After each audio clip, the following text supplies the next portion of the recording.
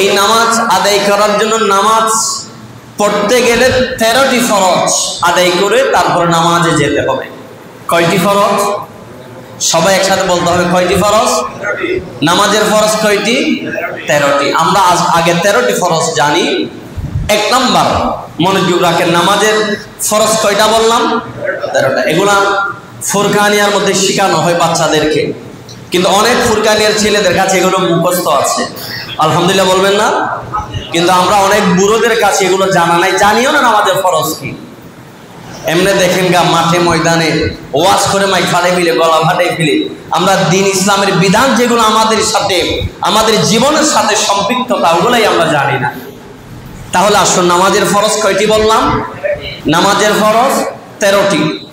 1 number ফরজ, নামাজ আদায় করতে গেলে 1 নাম্বার যেটা রাখবে, আমাদের শরীরটা পবিত্র হইতে হবে। শরীর যদি অপবিত্র থাকে, ওই অপবিত্র শরীর নিয়ে নামাজ পড়া যাবে যাবে না। তাহলে 13 ফরজের 1 নাম্বার ফরজ, শরীরটা কি হইতে হবে? পাক হইতে হবে, 1 নাম্বার ফরজ। 2 নাম্বার ফরজ, যে কাপড়টা পরে নামাজে আসতেছি, আমার মা বোনরা ঘরে পড়তেছে, ওই কাপড়টা পবিত্র হইতে হবে, পাক হইতে হবে। ওই কাপড়ের মধ্যে নাপাকি লেগে থাকলে ওই কাপড় দিয়ে নামাজ আদায় করলে নামাজ হবে। এগুলা কিন্তু নামাজের ফরজ। ওয়াক্ত মোতাবেক নামাজ যেমনি ফরজ, শরীর পাক হওয়াটাও ফরজ। 2 নাম্বার, কাপড়, যেই কাপড় পরে নামাজ আদায় করব সেই কাপড় পবিত্র হওয়াটাও ফরজ। অনেক মানুষ আছে দিনমজুর বা কৃষি কাজ করে, দিনমজুরি কাজ করে, শ্রম করে, পরিশ্রম করে, অনেক মানুষ আছে সারাদিন এক কাপড়ে পরিশ্রম করলো, সে কাপড়ে অনেক ধরনের ঘাম লেগে থাকে বা নাপাকি লেগে থাকে, অনেক ধরনের ময়লা লেগে থাকে, সেই কাপড় দিয়ে আমরা নামাজ আদায় করে ফেলি। এটা কিন্তু নামাজের প্রতি যথেষ্ট অবহেলার একটা বৈশিষ্ট্য। এগুলা করা যাবে না। নামাজ আদায় করছি, আমি দাঁড়াচ্ছি পৃথিবীর কারো দরবারে নয়, আমি এমন একজন মালিকের দরবারে দাঁড়াচ্ছি যিনি আমাকে এই পৃথিবীতে তার শুকর আদায় করার জন্য সৃষ্টি করেছেন। পড়েন সুবহানাল্লাহ। তাহলে 1 নাম্বার ফরজ হলো শরীর কি হইতে হবে? পাক হইতে হবে। 2 নাম্বারে, আমাদের যেই কাপড় দিয়ে নামাজ আদায় করব সেই কাপড়টা পাক হইতে হবে।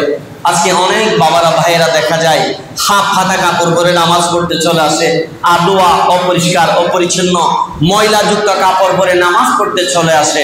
অথচ সেই ব্যক্তি যদি শ্বশুর বাড়িতে যায়, বেয়াই বাড়িতে যায়, তার বন্ধুর বাড়িতে যায়, কোথাও মেজবান খাইতে যায়, বেড়াতে যায়, পিকনিকে যায়, কোথাও গেলে সব থেকে সুন্দর ড্রেসটা নিয়ে, কাপড়টা নিয়ে সেখানে যায়।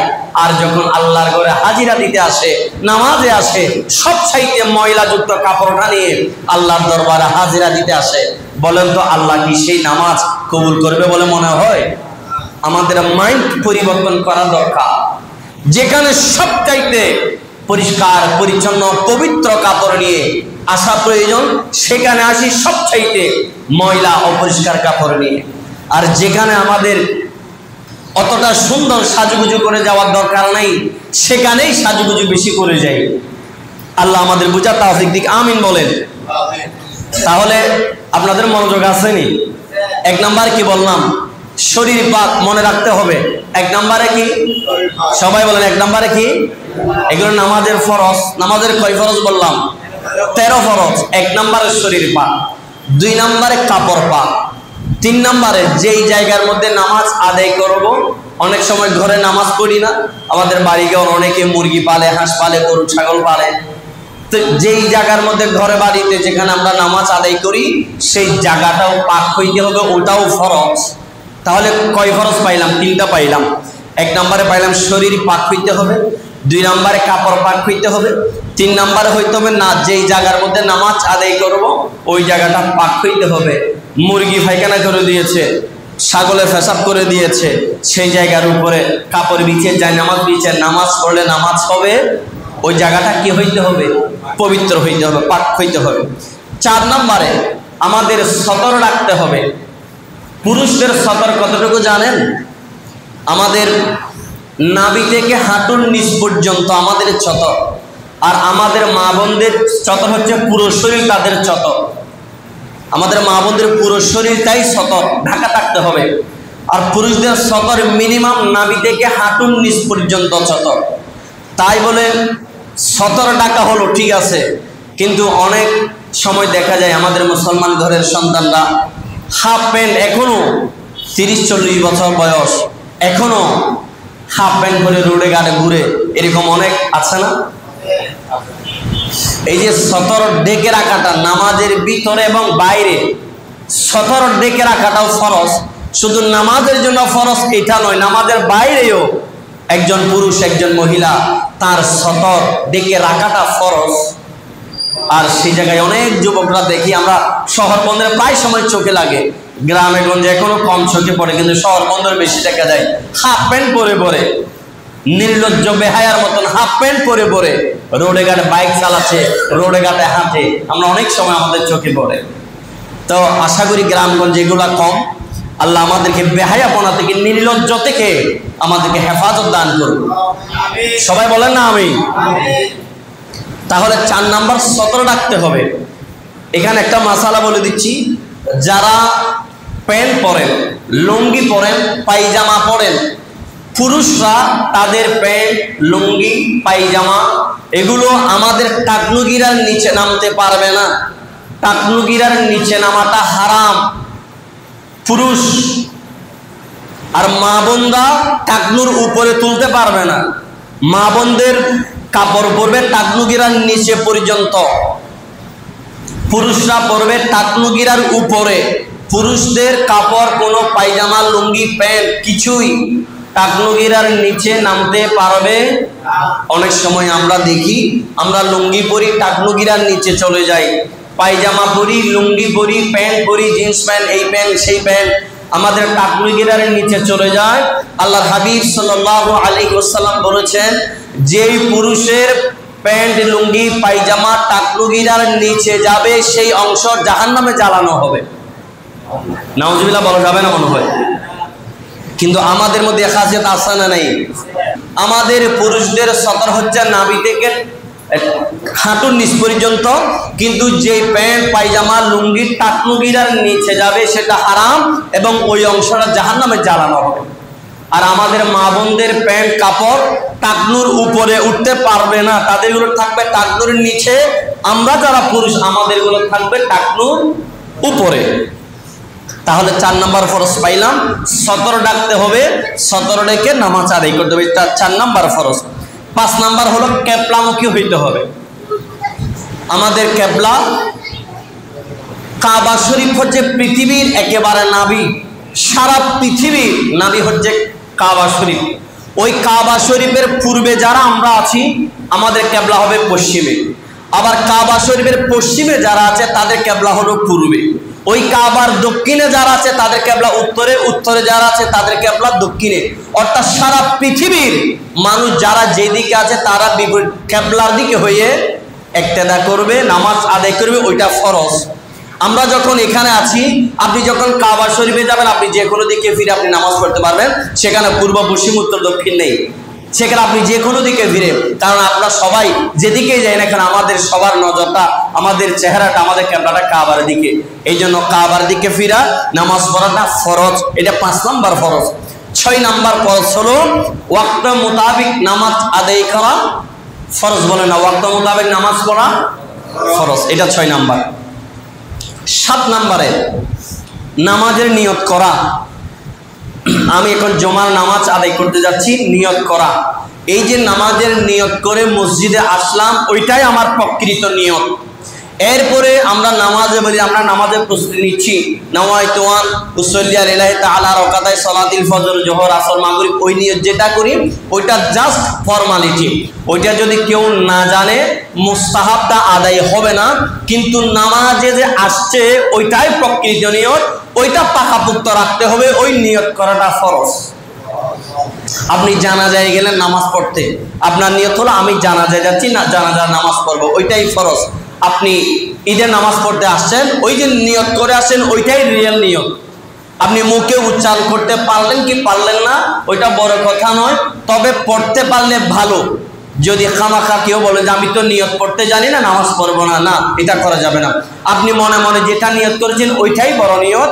বুখারী শরীফের প্রথম হাদিস আল্লাহর হাবিব সাল্লাল্লাহু আলাইহি ওয়াসাল্লাম বলেছেন, ইমাম বুখারী রাদিয়াল্লাহু আনহু কোট করেছেন, ইন্নামাল আ'মালু বিন্নিয়াত, প্রত্যেকটা নেক কাজ নির্ভর করবে, সফলতা নির্ভর করবে তার নিয়তের উপরে। সে যদি চায় আমি ব্যবসা করছি, এই ব্যবসা থেকে আমাকে সফল হতেই হবে, আপনি একটা নিয়ত করেছেন একবারে ইখলাসের সাথে, ওই নিয়ত করার কারণে আল্লাহ পাক আপনাকে ব্যবসার মধ্যে, হালাল কাজের মধ্যে আল্লাহ অবশ্যই বরকত দান করবেন। সুবহানাল্লাহ। তাহলে 7 নাম্বার গেল, এগুলো হলো নামাজের বাহিরের 6টা ফরজ গেল, 7টা ফরজ। আর নামাজের ভিতরে নিয়ত বাঁধার পরে আমরা আমাদের জন্য 6টা ফরজ আছে। টোটাল নামাজের ভিতরে এবং বাইরে 13 ফরজ, বাহিরে 7টা ফরজ গেল, যেগুলো আমরা এতক্ষণ আলোচনা করলাম। এখন ভিতরে নামাজ নিয়ত বাঁধার পর থেকে 6টা ফরজ আছে, ওগুলা কি আমরা জানি একটু। একবারে তাকবীরে তাহরিমা বলা ফরজ। এই যে আল্লাহু আকবার নিয়ত বাঁধলাম, আল্লাহু আকবার বলাটা কি ফরজ? বলেন এটা কি ফরজ? তাকবীরে তাহরিমা বলা এটা ফরজ।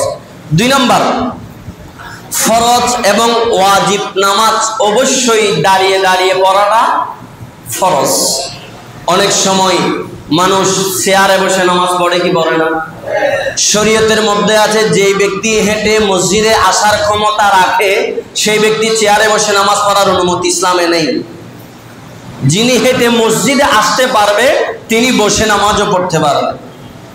একেবারে যদি কেউ একেবারেই পারে না, শরীয়তি বিধান আছে, সেই ব্যক্তি মাটিতে বসবে, পাগুলোকে কিবলা দিকে এভাবে টেনে দিবে, তার পায়ের উপরে আদবের জন্য একটা কাপড় বিছিয়ে দিবে, কিন্তু বসে বসে নামাজ আদায় করবে।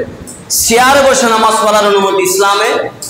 আপনি বসে পড়তে না পারে শুয়ে শুয়ে নামাজ পড়েন, কারণ মনের খবর জানে কে? আমার মনের খবর, আমি কতটা অসুস্থ এটা আল্লাহই ভালো জানে, আমি কতটুকু পারবো এটা আল্লাহই জানে, কতটুকু পারছি না সব আল্লাহ জানেন।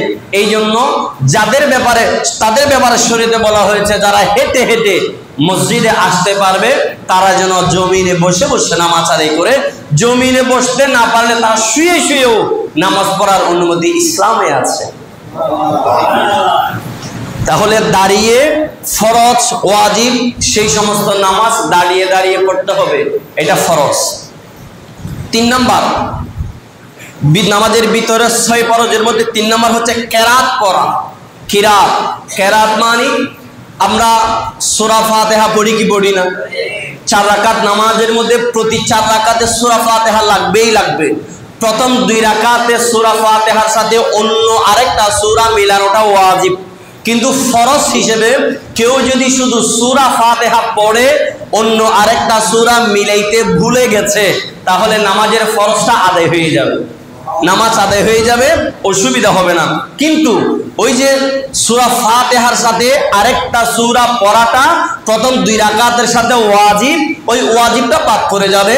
আপনি যদি প্রথম 2 রাকাতে সূরা ফাতিহা পড়লেন বলে আপনি আরেকটা সূরা মিলাইলেন না, আপনি রুকু করার পরে আপনি রাকাতটা পড়ে ফেলার পরে আপনার মনে হলো কিরে আমি তো সূরা ফাতিহা পড়লাম আর একটা সূরা মিলাইলাম না, সেক্ষেত্রে আপনি একটা সাহস দিয়ে দিবেন, অর্ধেক আত্তাহিয়াতুটা পড়ে ডান দিকে একটা সালাম ফিরিয়ে আবার 2টা সিজদা দিয়ে আবার শুরু থেকে তাহিয়া পড়বেন, দুরূদ ইব্রাহিম পড়বেন, মাসুরা দোয়ায়ে মাসুরা পড়ে সালাম ফিরাবেন, তাহলে আপনার নামাজ পরিপূর্ণ হয়ে যাবে। সুবহানাল্লাহ পড়েন। তাহলে নামাজের যে কেরাত পড়া ফরজ, ওই কিরাত সূরা ফাতিহা পড়লেই কেরাত ফরজটা আদায় হয়ে যাবে। ওয়াজিব হচ্ছে প্রথম 4 রাকাতওয়ালা 3 রাকাতওয়ালা নামাজে প্রথম 2 রাকাত সূরা ফাতিহার সাথে আরেকটা সূরা মেলানো, পরের 2 রাকাতে 4 রাকাত 3 রাকাতওয়ালা পরের রাকাত 2 রাকাত পরের গুলোতে শুধু সূরা ফাতিহা পড়লে হবে, আর কেরাত মেলানোর প্রয়োজন নেই। 4 নাম্বার, রুকু করতে হবে। রুকু করা ফরজ।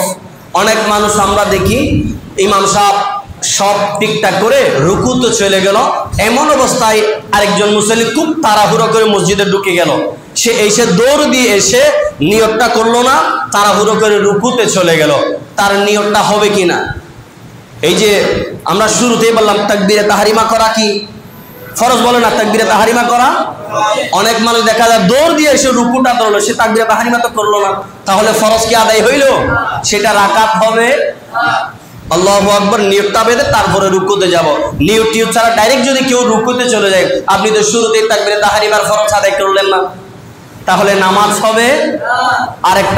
আরেকটা রাকাত পূর্ণ হওয়ার জন্য রুকুটা তো অবশ্যই, আপনি রুকুতে পাইলেন, কোনো তসবিহ পড়ার সুযোগ পাইলেন না, কোনো অসুবিধা নেই। আপনি রুকুতে কোনো তসবিহ পড়তে পারলেনই না, সমস্যা নেই, কিন্তু রুকুটা পাইলেন, আপনার রাকাত হবে। কিন্তু শুরুতে আপনাকে তাকবীরে তাহরিমা হয়ে আসতে হবে। মাসালা কি ক্লিয়ার কিনা আমি জানি না, আমি একেবারে আস্তে আস্তে বলছি। তাহলে রুকু করা কি ফরজ? রুকু করা, কেউ রুকু পাইল না, তার রাকাত পূর্ণ হবে, ওই রাকাতটা আবার পড়তে হবে। দুইটা সিজদা করা, এক রাকাতের জন্য দুইটা সিজদা ফরজ। একটা সিজদা যদি কেউ বলে একটা সিজদা দেয়, আরেকটা সিজদা দিল না, তার ওই নামাজটা হবে, যেখানে ফরজ বাদ সেখানে আর নামাজ হবে না, ওই নামাজটা আবার পড়ে দিতে হবে। তাহলে এক রাকাতের জন্য একেবারে দুইটা সিজদা লাজেম দিতেই হবে, এটা ফরজ। শেষ বৈঠক করা, আত্তাহিয়াত পড়া, দুরূদ ইব্রাহিম পড়া, দোয়ায়ে মাসুরা পড়া, এই শেষ বৈঠক করে সালাম ফিরানো, শেষ বৈঠক করা, এটাও ফরজ।